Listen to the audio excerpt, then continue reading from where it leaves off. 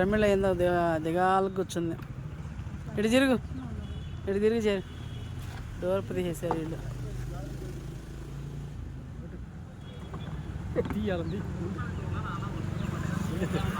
Car video తీస్తున్నా. మేము battery ఉన్నది.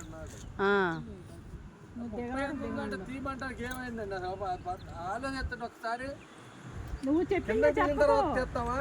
నేను అన్నది అది కాదు. 38 ఉంది కాసేపు ఎక్క నువ్వు కొండ మీద ఉన్నారమ్మా.